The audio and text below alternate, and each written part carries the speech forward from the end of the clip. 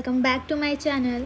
सो आज हम कंटिन्यू करेंगे PGP CET question number 76। On free intercostal drainage the water level in the long tube will rise on inspiration and fall on expiration due to the change in. So जब free intercostal drainage कर रहे हैं तो जो water का level है long tube में वो इंस्पिरेशन पे राइज करेगा और एक्सपिरेशन पे फॉल करेगा। इनमें से क्या चीज़ जो चेंज हो रही है उसकी वजह से ऐसा होगा। So intrathoracic pressure, intervisceral pressure, intra abdominal pressure या interpleural pressure. So intercostal drainage है। सो रिब्स के अंदर से ड्रेनेज ट्यूब डाली गई है।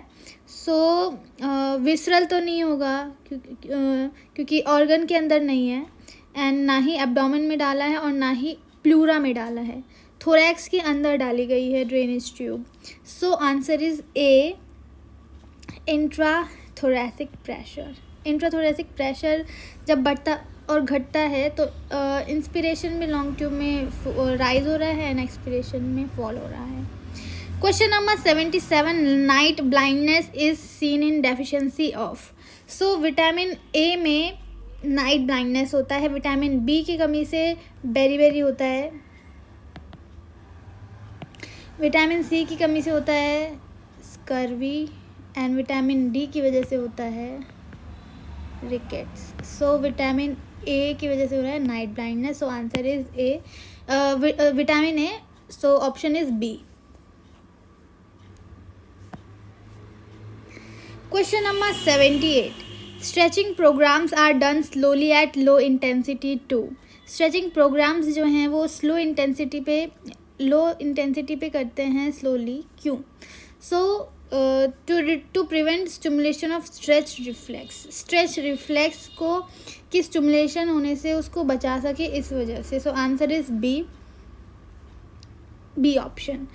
Question number 79, acceleration of chemical reaction is stated by which law? So answer is B, van Hoff's law, क्योंकि इसमें ही केमिकल रिएक्शन से रिलेटेड जो है वो बताया गया है। ओम्स लॉ V=IR होता है। ये करंट और रेजिस्टेंस और वोल्टेज की जो रिलेशनशिप है वो बताता है। लेंस लॉ इंड्यूस EMF की डायरेक्शन को शो करता है। ओके, एंड जूल्स लॉ में भी Q=I²RT। सो ये भी करंट से रिलेटेड है, बट वैन हॉफ लॉ जो है वो केमिकल रिएक्शन से रिलेटेड होता है। Question number 80, Kienbock's disease is associated with। So Kienbock's disease is somewhat related with avascular necrosis of lunate bone, and इसकी साथ साथ डिस्टल रेडियस के फ्रैक्चर से भी ये रिलेटेड होती है। So answer is C, distal radial fracture. Question number 81, if a patient is able to understand instructions and conversation but cannot verbalize, then it indicates। So जो वर्निकेस एफेजिया है उसमें जो पेशेंट है वो स्मूथली बोल पाता है, लेकिन जो उसके शब्द होते हैं, जो शब्द यूज़ करता है, वर्ड्स यूज़ करता है, वो रॉन्ग होते हैं, वो सही नहीं होते हैं। जैसे अगर हम उससे पूछेंगे कि व्हाट इज़ योर नेम, तो वो बोलेगा कि I read in class 8th। सो वो फ्लुएंटली बोलेगा, लेकिन जो आंसर बोलेगा वो एकदम मतलब कोई मिलता जुलता नहीं होगा क्वेश्चन से। बट ब्रोकाज एफेजिया में क्या होता है कि जो पेशेंट है वो समझ लेता है, ठीक है, बोलना भी चाहता है, लेकिन वो बोल नहीं पाता है फ्लुएंटली, ठीक है। एग्राफिया लिखना मीन्स वो लिख नहीं पाएगा जो पेशेंट है। एंड ग्लोबल एफेजिया में जो पेशेंट है उसमें ये दोनों के सिम्टम्स आएंगे, वर्निकेस एफेजिया और ब्रोकाज एफेजिया, इन दोनों का मिक्सचर होगा global aphasia. So understands instruction and conversation but can not verbalise. So ये हमारा आएगा ब्रोकाज एफेजिया, क्योंकि समझ पा रहा है और कन्वर्जेशन भी करना चाहता है लेकिन बोल नहीं सकता है। So answer is C, Broca's aphasia. Question number 82. Limited glenohumeral internal rotation and horizontal adduction indicates restriction of. So इसका आंसर है posterior capsule, क्योंकि ये इस मूवमेंट में जो स्ट्रेच होता है वो होता है posterior capsule. So अगर वो टाइट होगा या रिस्ट्रिक्ट होगा तो वो ये मूवमेंट पेशेंट नहीं कर पाएगा. So posterior capsule is the answer. Question number 83. Facilitation of normal movement patterns with key points of control is used in. So ये क्यों यूज़ करते हैं की points of control and normal movement pattern को stimulate करना, ताकि जो abnormal patterns है वो इनहिबिट हो सके और नॉर्मल पैटर्न्स का फैसिलिटेशन हो सके. सो answer is A. Question number 84. According to Cyriax, which ant field is characterized as vibrant twang? So answer is muscle spasm. Okay. क्योंकि कैप्सुलर पैटर्न की तो लेदरी एंड फील्ड होती है एंड सॉफ्ट टिश्यू अप्रोक्सीमेशन खुद ही एक and field है soft. Okay. And tissue stretching भी soft tissue approximation में ही आता है, सॉफ्ट एंड फील्ड है. बट वाइब्रेंट ट्वैंग है वो मसल स्पाज्म के अंडर आता है. Question number 85. The intensity of endurance resistance for achieving improvement in aerobic power during an exercise training should be maintained between. जो इंड्योरेंस एक्सरसाइज की जो intensity है एरोबिक पावर में इम्प्रूवमेंट लाने के लिए एक्सरसाइज ट्रेनिंग के दौरान उसको कितना मेंटेन करना चाहिए. Answer is A. 40 and 85% of functional capacity for 15 to 60 minutes. Question number 86. Finkelstein's test is use to determine the presence of. ये जो टेस्ट है वो de Quervain's disease of thumb में यूज़ करते हैं. इसमें फिस्ट बनाते हैं, थंब के ऊपर फिंगर्स होती हैं जब हम फिस्ट बनाते हैं और फिर अल्ना डेविएशन करते हैं. तो अगर डी कुर्वेन्स डिजीज़ है, इसको ये पॉजिटिव है तो उस टाइम पे पेन होता है थंब में. So answer is de Quervain's disease of thumb. Question number 87. Where is the motor point of muscle found. Muscle का जो मोटर पॉइंट होता है वो कहाँ फाउंड होता है. So answer is C. proximal 1/3 and distal 2/3 of the muscle belly. Urge incontinence develops due to overactivity of detrusor muscle. So answer is A. Overactivity of detrusor muscle. Means detrusor muscle की over activity की वजह से जो patient है वो जो urine है उसको होल्ड नहीं कर पा रहा है. सो ड्रिपिंग ऑफ यूरिन हो रहा है. Question number 89. Which glide should be given in case of restricted pronation at proximal radioulnar joint. So कौन सी ग्लाइड हम देंगे जिसमें जो प्रोनेशन है प्रॉक्सिमल रेडियोल्नर जॉइंट का वो ठीक हो जाए, जो रिस्ट्रिक्टेड प्रोनेशन है उसमें इंक्रीज हो जाए रेंज में. So answer is B. Dorsal glide. Question number 90. Fungal skin infection can be treated by. Answer is simple. So answer is copper iontophoresis. So fungal skin infection जो है वो copper आयोनटोफोरेसिस से relieve हो जाएगा, ठीक हो जाएगा, ट्रीट होगा. और ये मगअप क्वेश्चंस हैं, आपको लर्न करने पड़ेंगे. The flow of current for 1 second और more is characteristic of. So answer is galvanic current. जो गैल्वेनिक करंट है उनके ही जो कैरेक्टरिस्टिक है वो करंट का जो फ्लो होता है वो 1 सेकेंड या उससे ज़्यादा होता है. Question number 92. An individual post stroke who walks with a gait of speed of 0.49 to 0.92 millisecond is classified as. जो पर्सन है वो पोस्ट स्ट्रोक के बाद जो है उसकी जो गेट की स्पीड है वो है 0.49 से 0.92 मिलीसेकेंड. ओके.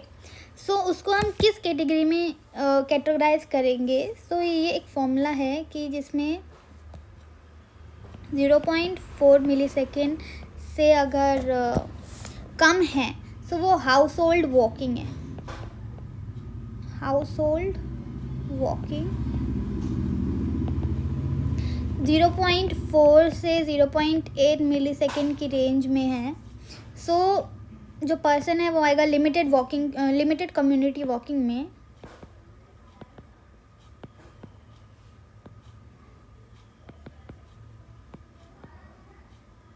एंड जिस पर्सन की 0.8 मिली सेकेंड से ज़्यादा स्पीड है वो आएगा कम्युनिटी वॉकिंग में.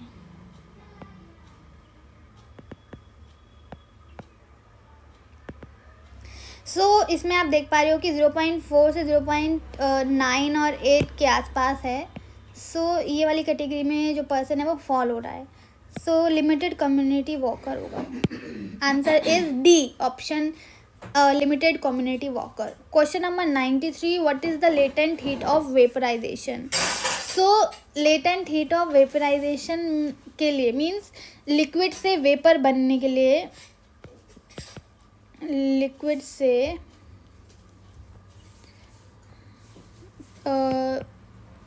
वेपर बनने के लिए कितनी लेटेंट हीट ऑफ वेपराइजेशन चाहिए. So it is 2268 joules at 100 degree Celsius. And अगर ये क्वेश्चन होता कि सॉलिड से लिक्विड बन कितना हीट की ज़रूरत है, then it will be 336 joules. So ये बहुत ही इम्पॉर्टेंट है. बहुत सिंपल क्वेश्चंस हैं बट इम्पॉर्टेंट है at the same time. So answer is 2268 joules, क्योंकि इसमें हीट ऑफ वेपराइजेशन पूछी है, latent heat of vaporisation. Okay. Question number 94, a physiotherapist lets to begin joint mobilisation by using distraction. Distraction से एक physiotherapist है वो joint mobilisation की starting में वो यूज़ करता है.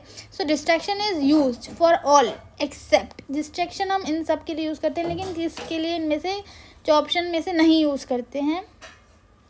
ओके.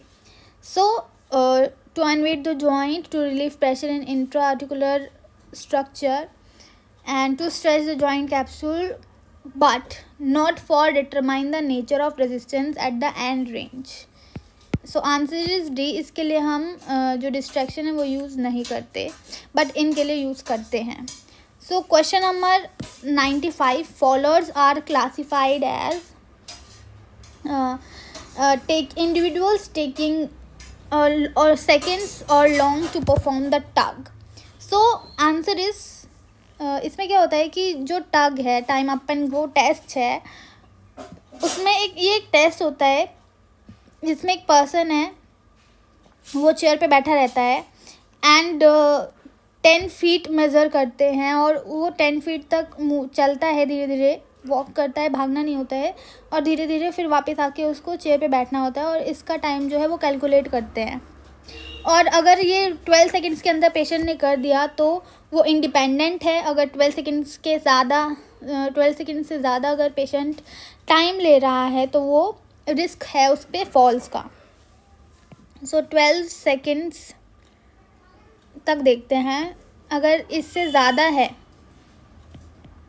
तो वो फॉल की कैटेगरी में आ जाएगा, faller. So answer is C 13.5.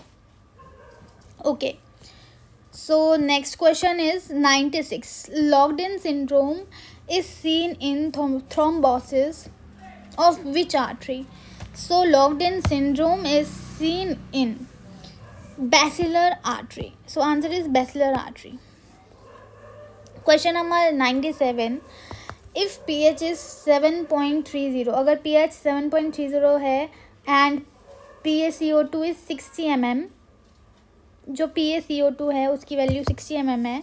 सो और HCO3 नॉर्मल लिमिट्स है. एक बार हम बता देते हैं कि जो pH होता है उसकी रेंज होती है 7.35 टू 7.45 mmHg. 45 mm. PaCO2 जो है उसकी वैल्यू होती है 35 mmHg टू 45 mmHg. PO2 तो आपको पता ही है 75 to 100 mmHg. ठीक है. And HCO3 22 to 26 m.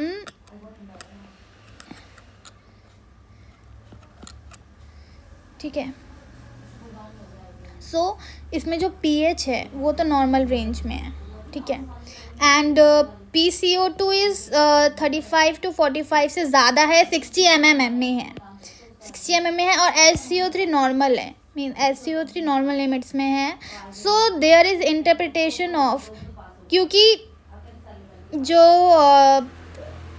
ये तो नॉर्मल हो गया. ठीक है, कोई दिक्कत नहीं है, हल्का सा कम है. So it is towards acidic. अगर ये कम हो गया तो एसिडिक है, अगर ज़्यादा हो गई 7.45 से वैल्यू तो वो एल्कलाइन आ गया. और CO2 जो है उससे हम रेस्पिरेशन से रिलेटेड होता है, ये रेस्पिरेटरी से कनेक्टेड होता है, उससे रिलेटेड होता है. और HCO3 मेटाबॉलिक से रिलेटेड होता है, मेटाबॉलिज्म से. सो जो CO2 है उसकी वैल्यू आ गई, इसमें 60 mm दे रखी है, तो CO2 ज़्यादा है. सो कहीं ना कहीं रेस्पिरेटरी एसिडोसिस से रिलेट कर रहा है. Acute respiratory acidosis is the answer. Question number 98. Oxford technique of progressive resistance exercise is also called. इसको ज़िनोविसिफ टेक्निक भी बोलते हैं, क्योंकि ये एक पर्सन था पीटर, जो कि ऑक्सफोर्ड में पढ़ते थे, एंड उनकी ये टेक्निक है. और जो मैक्वीन है वो अलग हैं, डी लोर में भी अलग हैं. Okay. And so answer is B answer सही है.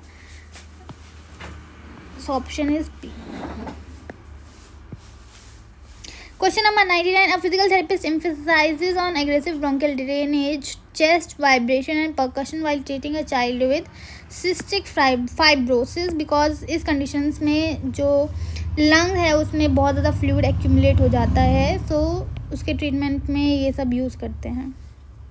Formation of cold abscess is due to. So question number 100. जो कोल्ड एब्सेस की फॉर्मेशन है वो किस वजह से हो जाती है?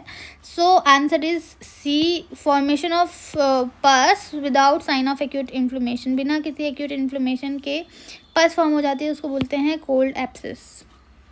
सो that's all. 100 questions are completed and we will take next solutions for papers in our next video.